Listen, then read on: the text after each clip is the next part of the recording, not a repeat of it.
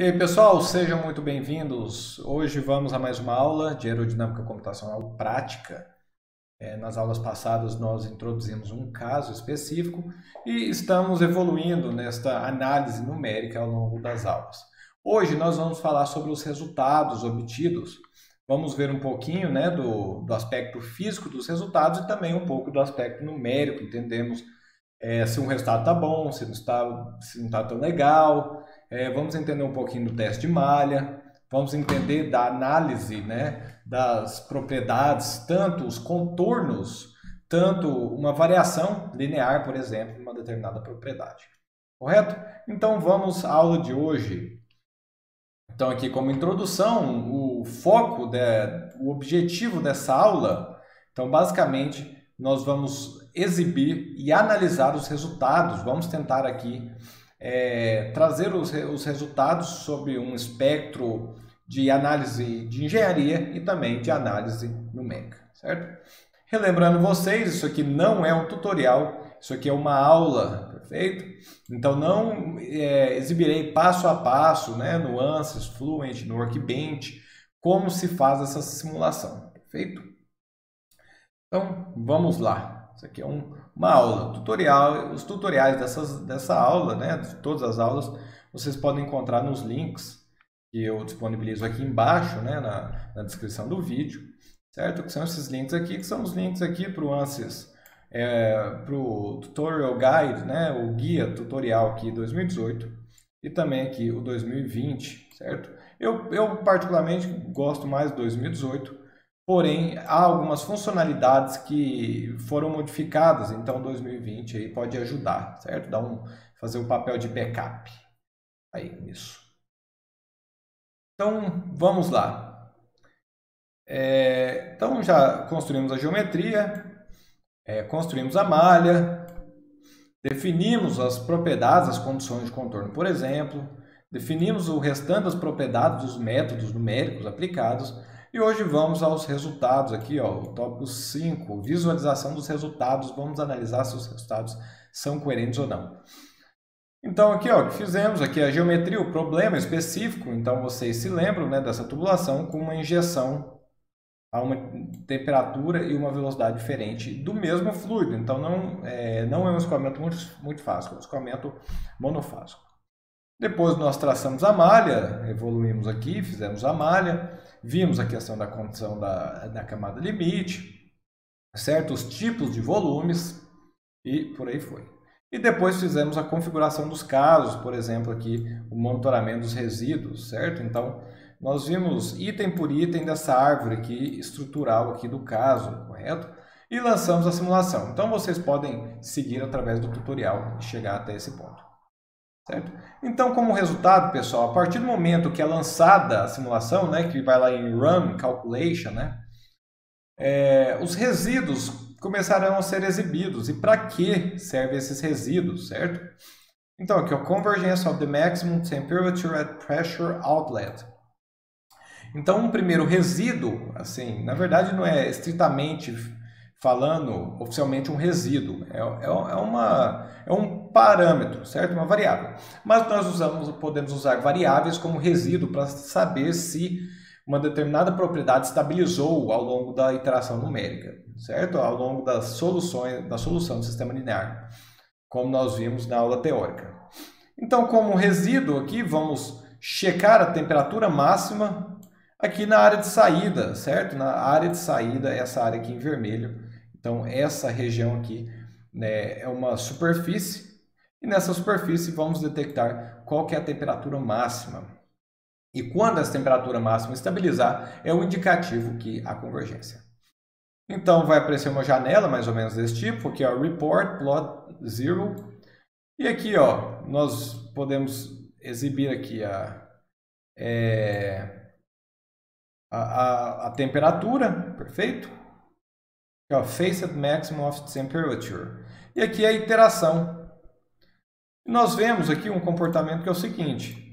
Ao longo das iterações, a temperatura começa alta, máxima, e vai diminuindo, diminuindo, diminuindo, até que ela se estabiliza. E a gente vê que, ao longo das iterações, o número de iteração aumenta, propriedade ela continua constante, perfeito? Isso é um indicativo que houve uma convergência da propriedade. E nós podemos notar também que a temperatura, o número de iterações atinge aqui o valor de 205, 10, 15, 20, 25. Isso, então ó, 205, 10, 15, 215. Podemos fechar aqui em 215 iterações. Pessoal, essas iterações são praticamente iguais, similares às iterações que nós fazemos, né, utilizando MATLAB, etc., nas aulas teóricas, correto? Isso aqui é um indicativo de convergência. Outro indicativo de convergência, pessoal, é aqui ó, na Scale Residuals, certo? Então a gente vai lá, clica nessa aba e teremos a seguinte imagem. Então ao longo da simulação essas curvas vão sendo formadas. O que elas representam? Então temos aqui o Residuals, então temos Continuity, X Velocity, Y Velocity, Z Velocity, Energy, K Epsilon, certo? Então, o que representa é o seguinte, pessoal, cada uma dessas aqui representa uma equação. Então, a equação aqui do balanço de massa, da conservação de massa também, chamado a equação da quantidade de movimento em X, quantidade de movimento em Y, quantidade de movimento em Z, a equação da energia, a equação para resolver o K, certo? A energia cinética turbulenta, e aqui o Epsilon, a dissipação viscosa, perfeito? Então, cada um desses possui uma equação. O que estamos fazendo aqui em regime permanente é solucionar essa equação através da solução do sistema linear das equações discretizadas, correto? Um sistema linear é resolvido de modo iterativo através de várias iterações.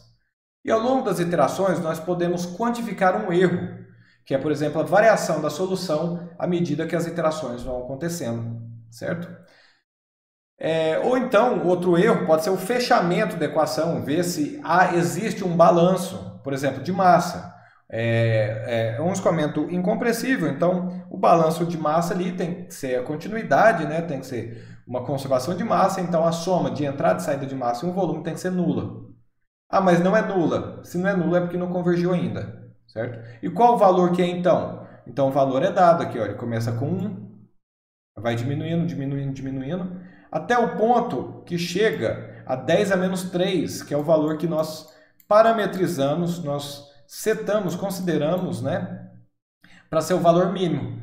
Então, quando a continuidade, a soma das massas, chega a um valor de 10 a menos 3, em todos os volumes, né, quer dizer que o caso convergiu. Então, a gente vai aplicar essa condição de convergência para todas as variáveis, correto? Então, podemos ver todas as variáveis. E quando todas atingir aqui a 10 a menos 3, quer dizer que a solução convergiu. Então, pessoal, muitas vezes a solução pode estar chegando a um valor errado, um valor inesperado, devido ao critério de convergência. Então, esse critério de convergência 10 a menos 3 é um critério que pode ser relativamente alto. Então, ele pode não ser tão legal. Mas se refinarmos muito o critério, baixarmos para 10 a menos 6, o tempo para atingir essa convergência pode ser muito longo. Então, com esse tempo longo, fica uma coisa inviável realizar essa simulação. Perfeito? Então, aqui, ó, todos os critérios, todos os resíduos convergiram bem. A gente pode ver essa linha, né, que é a linha que demarca a região que esperamos a convergência. Então, quando todas as curvas entrarem na linha amarela, aqui no retângulo amarelo, quer dizer que há convergência. Perfeito? Então, the residuals have decreased to a sufficient degree. Quer dizer que os resíduos diminuíram até um grau suficiente. Perfeito? E aqui, ó, então aqui a gente pode ilustrar melhor, né, quantas iterações. Então, 200, 205, 10, 15, 20. Eu chuto aqui 218. Perfeito? Então, vamos fixar aqui, ó, 218 iterações foi o valor. Se eu não me engano, nós tínhamos fixado o número máximo de iterações em 300. Certo? Então, ou atinge o resíduo máximo, né, que é 10 a menos 3, ou atinge o número de iterações máximo, certo? Um ou outro, perfeito?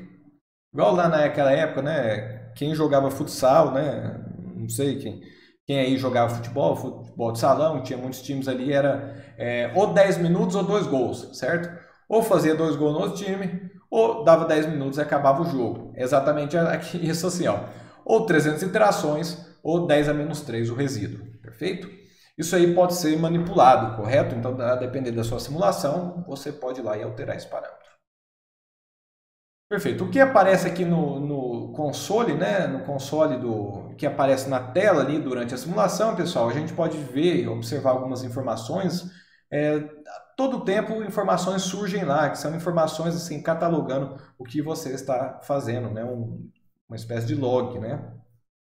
O arquivo log de informações. Então, vão aparecer o seguinte, algumas colunas, várias colunas, e várias linhas, perfeito? Então, cada coluna representa uma variável. Então, por exemplo, aqui a primeira coluna é iteração, número de iterações. Ó. 1, 2, 3, 4, 12, por aí vai. Segunda coluna, equação da continuidade. Então, aqui ó, começa em 1, o resíduo, perfeito? É um resíduo relativo, correto? Por isso ele começa em 1, esse é o máximo. E ele vai diminuindo, podemos ver, ó, 8, 10 a menos 1, 4, 10 a menos 1.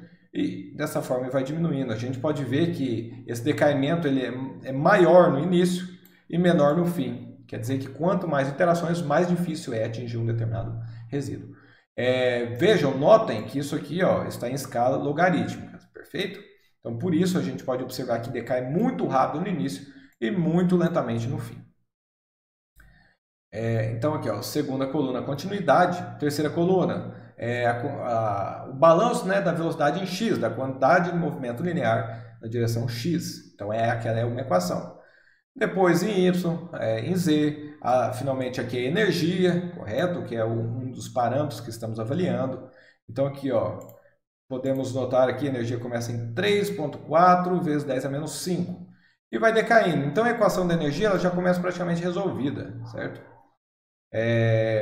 Obviamente, todos os critérios têm que ser resolvidos ao mesmo tempo para a solução estar correta, perfeito? Mas aqui o resíduo para a energia já é muito baixo. A mesma coisa aqui para o K, o epsilon.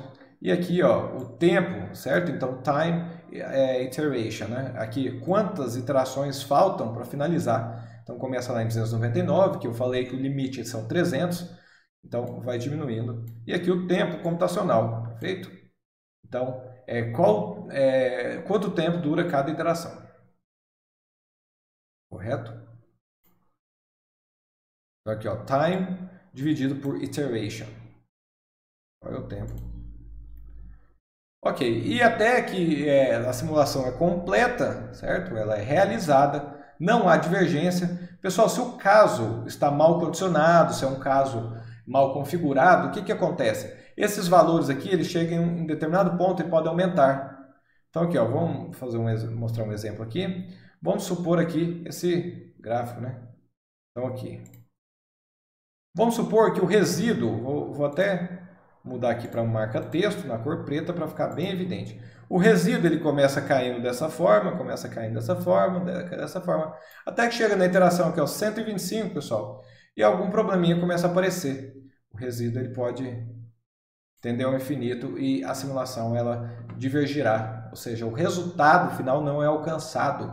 Quando isso acontece, professor? É simples, por exemplo, foi utilizado ali um esquema de diferenças centradas para o termo advectivo e o número de Peclet é maior do que 2, correto? Então não haverá convergência, o resultado ele vai divergir e vai ao infinito e além, certo?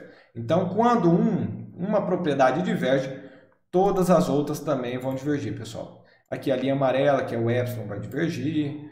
A azul aqui, que significa velocidade na direção z, também vai divergir. Opa, está em amarelo ainda. Cadê? Aqui, ó. Também vai divergir e assim por diante. É um efeito cascata. Efeito cascata ou efeito dominó, né? Também chamado. Até que chega ao final da simulação, tudo convergiu como esperado. Nós podemos ver aqui ó, o resíduo final, então 218 iterações, pessoal.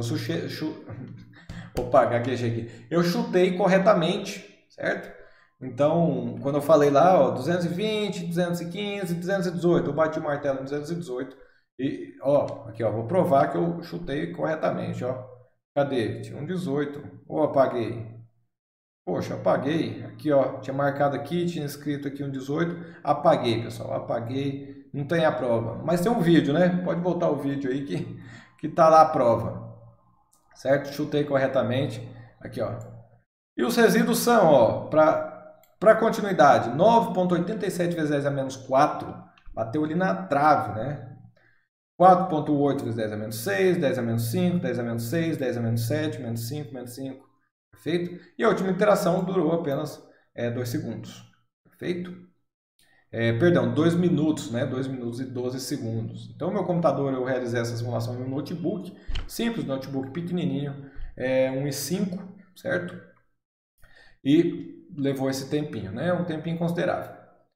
E ao final vai aparecer escrito aqui, ó, done, calculation complete, certo? Então, todas as variáveis aqui, elas são fornecidas.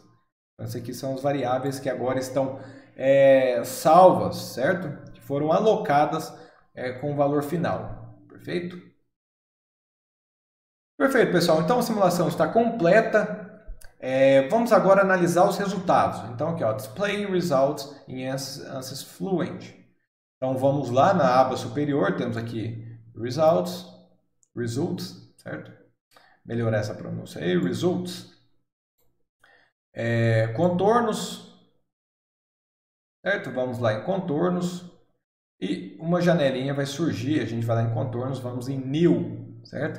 Então, contorno, aqui o nome do contorno pode ser modificado. Vamos mostrar o que vamos exibir nesse contorno, aqui, ó, preenchido, valores nos nós, valores nas condições de contorno, boundary values, global range, outer range. Então, outer range é a questão da escala, perfeito? Coloring, que seria coloração, bandas ou smooth. O que quer dizer? Que as cores elas são discretas, ou seja, você coloca lá uma paleta com 20 cores, então haverá uma variação discreta. Ou smooth, suave, a gente vê uma transição entre as cores mais suave, certo? Contornos do que, pessoal? Contornos da velocidade. Então, aqui, ó, vamos contornos da velocidade, certo? E qual o item específico da velocidade? Aqui, ó, magnitude da velocidade. Poderia ser velocidade na direção X, na direção Y. Não, vamos aqui em magnitude da velocidade. Perfeito? Como já fomos aqui em alto range, então o mínimo e o máximo, o valor mínimo e máximo, eles são fixos, certo? Se você não preenche aqui, você pode alterar. E onde vamos exibir esse contorno? Aqui, ó, na região de simetria. Então, na região de simetria é no centro, é um corte no centro dessa tubulação. Perfeito? Então, aqui, mostrando a velocidade, temos aqui o contorno, a velocidade. Essa é a figura que será exibida, pessoal.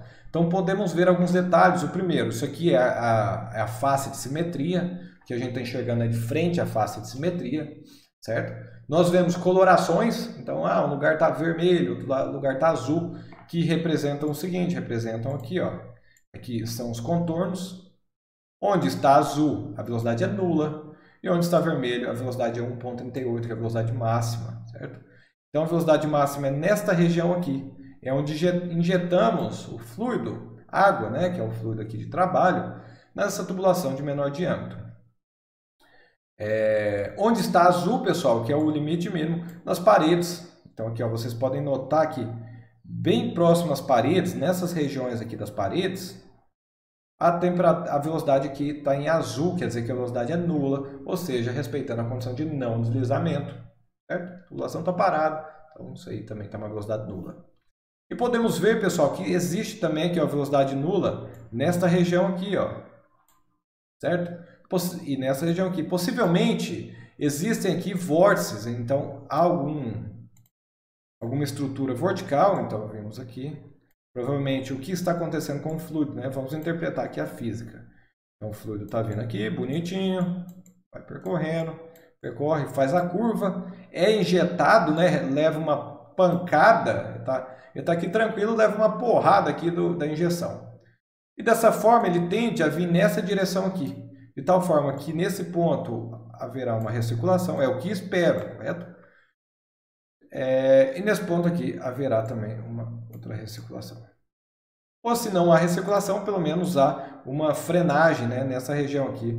O fluido ele foi frenado, então a gente tem uma certa tendência aqui inercial. Então a gente pode perceber a linha aqui de escoamento. A linha de escoamento ele tende a atingir essa parede, certo, pessoal? Então, por exemplo, numa análise estrutural, essa parede aqui ela vai ser atingida, por exemplo, isso aí é um fenômeno turbulento, então ali existe uma vibração, ó, pancada cíclica, isso aí pode gerar uma vibração na estrutura e danificar ao longo do tempo, certo? Principalmente se essa frequência de vibração coincidir com uma das frequências naturais da estrutura, perfeito? Aí isso aí vai entrar em ressonância e vai dar algum problema, perfeito? Segunda análise, né? Então, a gente pode analisar aqui a velocidade de entrada, uma velocidade constante, uma velocidade em torno de 4,3 vezes 10 a menos 1. A gente impôs aqui 0,5, então é mais ou menos aqui, ó, região. E aqui nós impomos, não me recordo se foi 1, 1,5, não me recordo perfeitamente o valor da velocidade aqui imposta, pessoal, confesso que esqueci. Mas ok, podemos ver aqui. Então, pessoal, podemos analisar vários fatores, né? Inclusive aqui a velocidade de saída, perfeito? Analisando apenas a velocidade. Então vamos lá.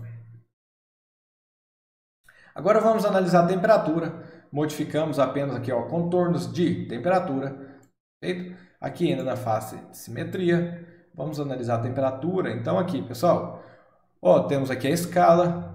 A escala varia, ó, de 293 Kelvin até 313 Kelvin. E 293 é a injeção aqui. 313 é a injeção aqui. Então, estão a temperaturas diferentes. Então, o fluido, ele continua esse trajeto. Ele não vê razão para mudar a sua temperatura, certo? Então, ele continua aqui esse trajeto. A temperatura permanece constante em toda essa região aqui. Em toda essa banda aqui, a temperatura é constante. Por que a temperatura é constante? Porque o fluido não vê necessidade de variar sua temperatura. Porque ele entra em uma determinada temperatura. As paredes, elas são adiabáticas, ou seja, não troca energia térmica com as paredes, então não existe energia entrando nem saindo no fluido nessa região. Então a tendência é que ele esteja a temperatura constante. Ah, professor, eu coloquei aqui nas paredes com temperatura fixa. Ah, não, a temperatura está constante na parede, então haverá uma variação de temperatura no fluido, perfeito? Quem quiser ter uma maior noção sobre essa variação de temperatura em tubulações, assistam minhas aulas, que também estão hospedadas no YouTube, sobre transferência de calor 2, e vão lá no capítulo dos escoamentos internos, perfeito? Então, à medida que chega com esse ponto aqui, o escoamento aqui injetado, né, suplementar, ele aparece aqui na área, né, surge aqui na área, e nessa região aqui a tendência é haver uma mistura, perfeito? Pessoal, mas nós podemos observar o seguinte, a mistura ela ocorre apenas do lado direito. Do lado esquerdo essa mistura não ocorre. Por quê?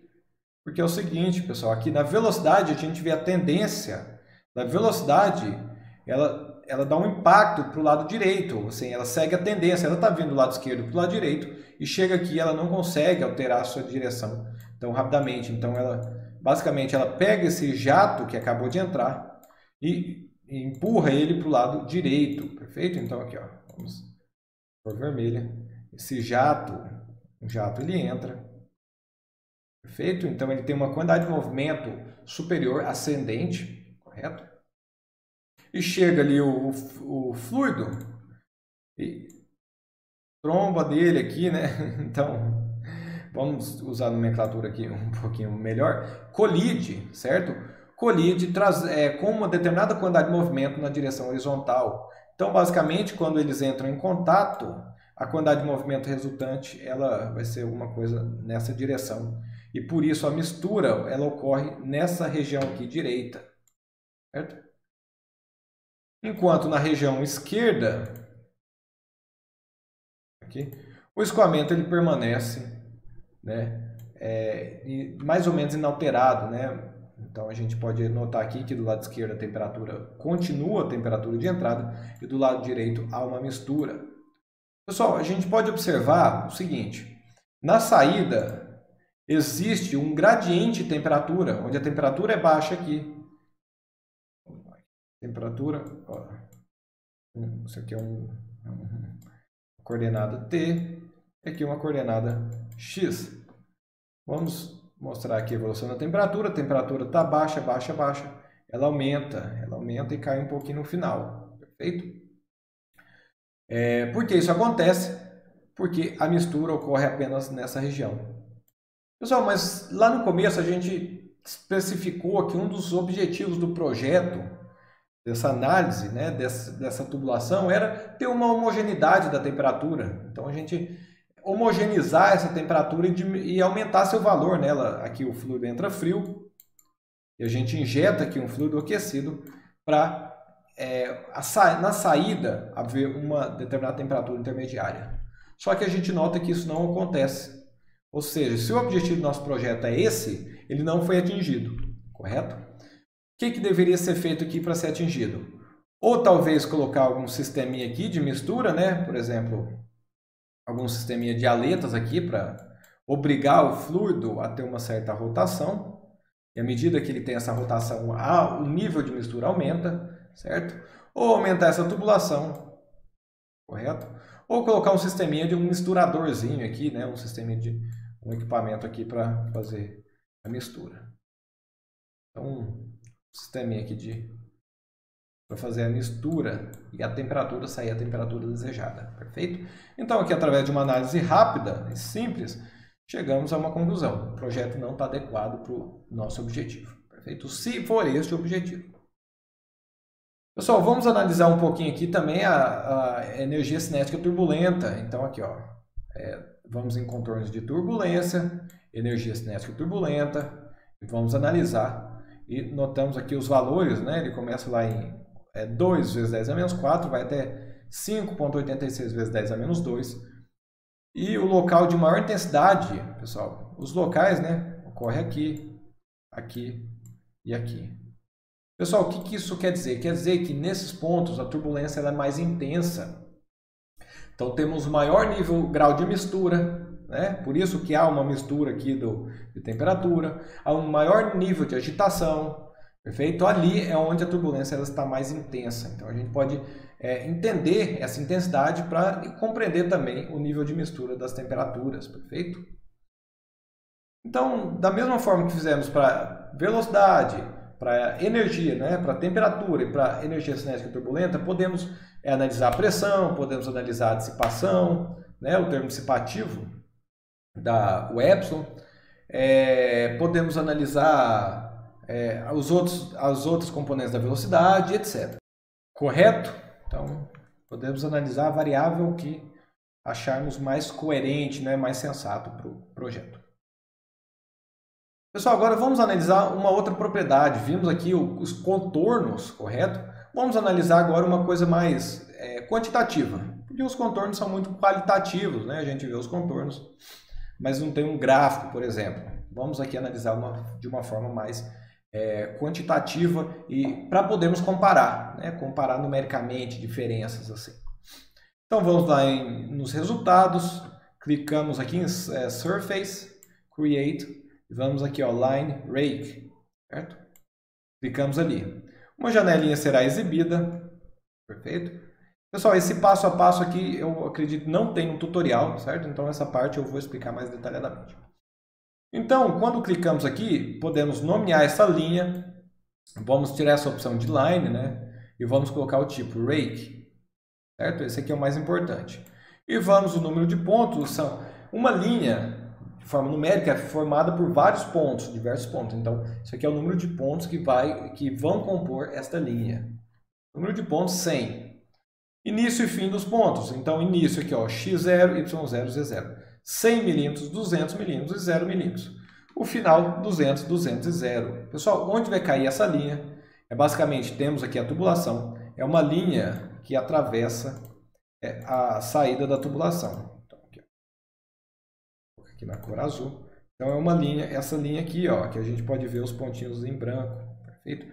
É uma linha que atravessa a tubulação na saída. Então dessa forma nós poderemos ver, analisar a velocidade, temperatura, etc. A variação nessa linha, certo? Aí a linha, perfeito? Então criamos essa linha, perfeito? Aí vamos em Results, vamos aqui em XY Plot. Né? Clicamos aqui, novo, essa janelinha aqui será exibida. Podemos nomear aqui essa janela. Aqui essas opções deixamos aqui da forma padrão. Aqui da forma padrão. Escolhemos a temperatura, né? Podemos plotar a velocidade, dissipação da energia cinética turbulenta, que é o epsilon, o K, que é a própria energia cinética turbulenta, etc. Podemos ver qualquer propriedade aqui. Escolheremos a temperatura, certo? E escolhemos aqui, ó, surface, qual região queremos ver essa variação. Escolhemos aqui outlet line, né, que é o nome que demos aqui, ó, outlet line, certo? Então, podemos observar aqui outlet line. Falta o E aqui. Não sei porquê, talvez eu tenha esquecido depois, não sei porquê faltou o E, mas é essa aqui mesmo, perfeito? Clicamos aqui e vamos aqui, ó, Save Plot, perfeito? Então aqui, ó, só para relembrarmos, né, onde que é essa variação, e vamos ver se está coerente com esse contorno, certo? Então tem que ser baixo, baixo, aumentar, aumentar e cair um pouco. Está aqui, pessoal. Vamos observar essa variação aqui. Então aqui, ó, temperatura, correto? A temperatura estática e posição, perfeito?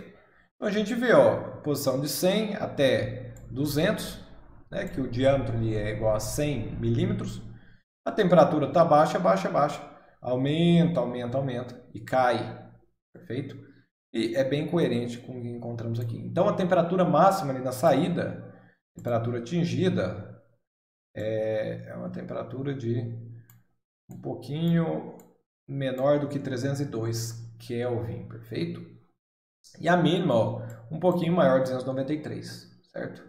Então essa aqui é a variação e a gente vê, ó, grande inclinação, ó, um grande gradiente, né? O nosso objetivo era ter aqui uma linha homogênea, então alguma coisa desse tipo aqui, certo? Uma coisa deste tipo, perfeito? E a diferença aqui, ó, mais ou menos 8 graus Celsius. Ou seja, uma diferença considerável, né, para um projeto que necessita de uma homogeneidade. Pessoal, podemos aqui exibir pathlines, né, que seriam linhas de escoamento, certo? Linhas de corrente chamadas. Então a gente vê o escoamento, ele entra com uma determinada linha, aqui, ó, vou mudar a cor, ele entra aqui.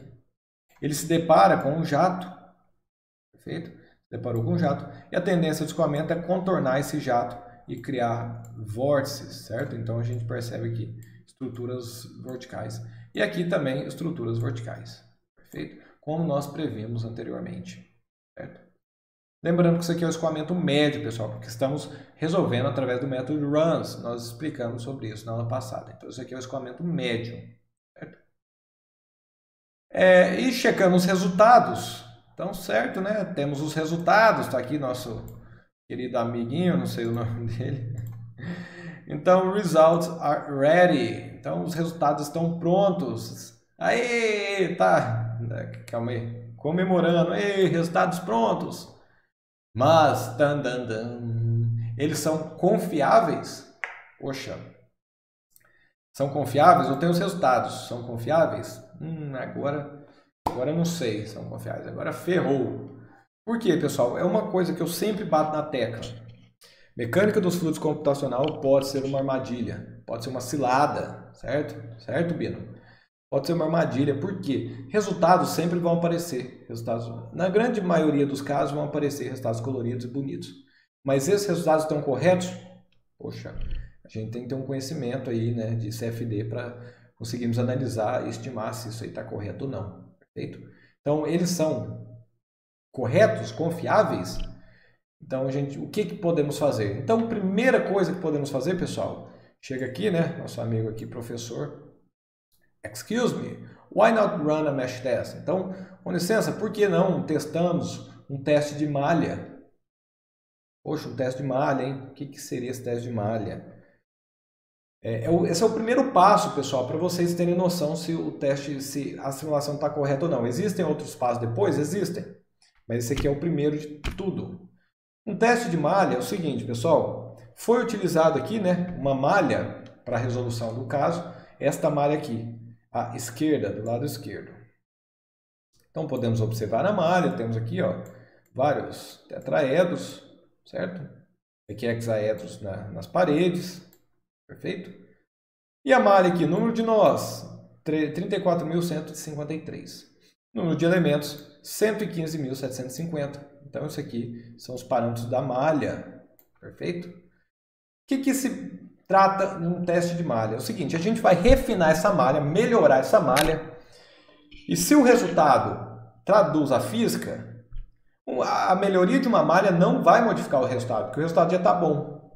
Então a gente vai testar uma malha mais refinada e checar se o resultado dele é modificado, certo? Então vamos aqui partir para uma malha mais refinada.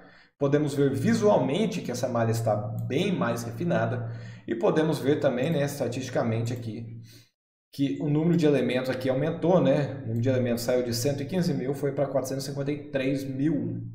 Então aqui, ó, triplicou o número de elementos praticamente, né? Mais do que isso, mais do que triplicou, quase quadruplicou. Praticamente quadruplicou o número de elementos.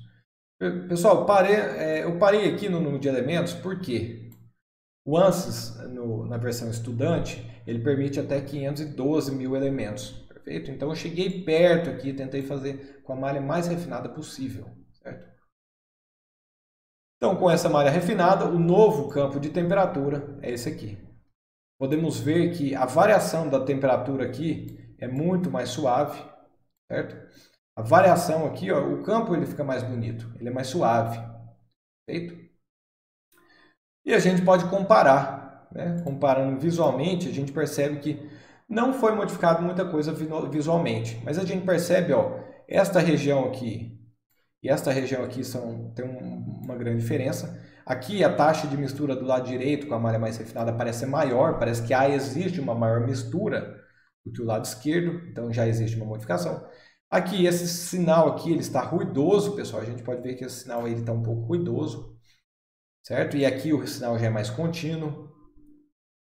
E aqui também na saída a gente pode ver que a temperatura aqui parece estar mais homogênea, essa região está da mesma cor. Enquanto aqui, ó, parece que existe um pico de temperatura, perfeito?